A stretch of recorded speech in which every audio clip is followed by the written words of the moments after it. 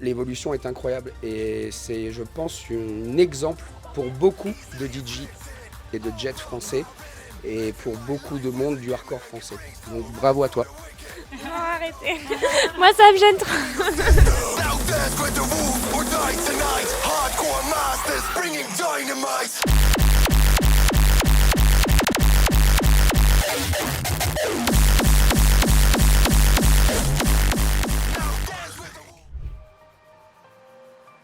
Alors ce matin, je me suis levée à 16h et j'ai juste eu le temps de prendre un café et je suis allée directement sur l'ordi. Pain au chocolat. Alors ça, obligatoire.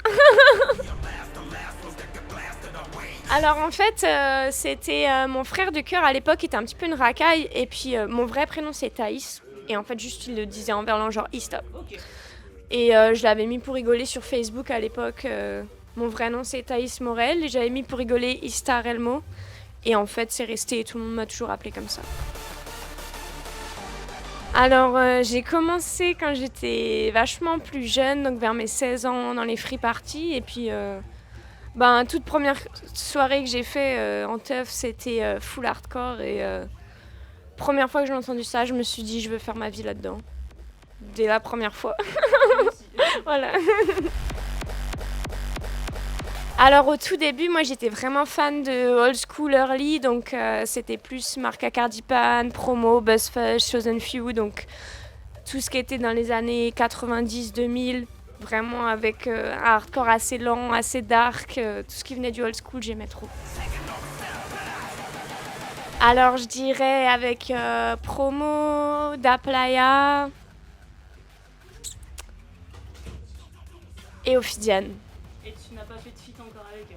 Non, là j'ai pas mis ceux avec qui j'ai déjà fait un feat. Par exemple, Korsakov, c'était un de mes rêves. On l'a déjà fait, donc je cite pas. Alors si je devais parler d'un truc qui était vraiment incroyable pour moi, c'était cette année à Defcon. Quand j'ai passé mon remix que j'ai fait pour Marc Cardipan et qu'il m'a rejoint sur scène. Et pour moi, ça faisait beaucoup de sens par rapport à ma carrière parce que Marc, je le considère comme un des créateurs du hardcore et le fait qu'il vienne avec moi, je trouvais que tu avais une belle image des créateurs et puis qui donne un peu la confiance à la nouvelle génération. La nouveauté. Voilà. Alors, je dirais que c'est surtout une prise de conscience par rapport à ce que le public veut. Et forcément, aux Pays-Bas, le public là-bas, il a déjà tellement été habitué au hardcore classique que pour eux, c'est quelque chose qui a déjà été vu et revu et qui sont de plus en plus friands de choses qui sont plus hard, donc plus up-tempo et tout. Je dirais que c'est quelque chose qui est un peu compliqué pour moi parce que moi je suis vraiment une fan de hardcore, principalement mélodique hardcore, mais il y a cette chose que j'ai dû apprendre à faire là-bas, c'est de m'adapter au public et de trouver un juste milieu entre mon style et ce que le public demande. Donc quand je mixe là-bas, ça va être, je vais essayer de passer un maximum de mes tracks, mais par exemple, je vais devoir faire des edits qui sont avec des kick edits, avec des trucs plus hard pour quand même que ça leur plaise parce que c'est bien de faire de la musique, mais c'est aussi important de s'adapter à la personne, enfin au public que tu as en face, en fait. En fait, j'ai commencé à mixer quasiment juste après avoir commencé à organiser mes premières teufs. Parce que, je sais pas, c'était que les gars qui mixaient dans mon sound et je me suis dit, moi aussi j'ai envie de faire du son et je me rappelle, j'étais encore à l'école, du coup j'avais travaillé pendant les week-ends et les vacances pour acheter mes premières platines et à ce moment-là j'habitais dans une caravane dans le jardin de mon papa et du coup dedans moi je dormais déjà et mon lit était à côté de mon sound system, genre j'avais mes enceintes partout. Voilà, donc je vivais avec tout le matos qu'on avait pour nos teufs, le groupe électrogène, tout. Et du coup je m'étais acheté 2 petites platines à Courroie, des platines vinyles, donc vraiment avec un couple moteur super faible et une table de mixage que j'avais trouvée dans mon grenier. Et t'avais quel âge? Là j'avais 16 ans. Alors j'ai énormément de tracks qui sont quasiment finis, donc j'ai une track avec la chanteuse Elenka, donc celle qui travaille beaucoup avec Creeds.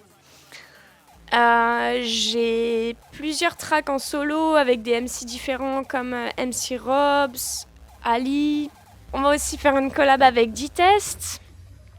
Hardcore crossbreed un peu. Ouais, exactement, mais avec des kicks early aussi. Donc un mélange d'industriel, de old school et puis de hardcore mainstream. J'ai tellement de projets Un que... festival peut-être que t'as jamais fait que tu vas faire. Je peux pas encore le dire.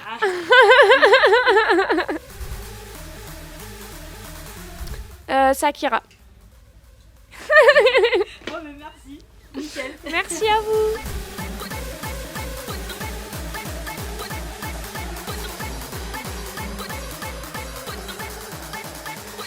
Ista a eu une évolution assez incroyable. J'en suis très très fier parce qu'il y a très peu d'artistes féminins depuis en France, Hybrid ou Daisy, qui sont des légendes du hardcore, mais il y a quand même... Ça me gêne ce genre de commentaires. Non, pas du tout. Non, au contraire, parce que c'était une autre époque et depuis cette époque-là, il y a eu très peu d'artistes qui ont autant évolué aussi rapidement. Et moi, j'en suis très très fier. Travailler avec des artistes comme Promo, qui sont pour moi aussi mes pères et avec qui j'ai grandi, avec des labels comme Man in Motion, même les premiers labels techno hollandais de l'époque, qui sont vraiment pour moi des exemples. L'évolution est incroyable et c'est, je pense, un exemple pour beaucoup de DJ et de jet français et pour beaucoup de monde du hardcore français. Donc bravo à toi. Non, arrêtez. Moi, ça me gêne trop.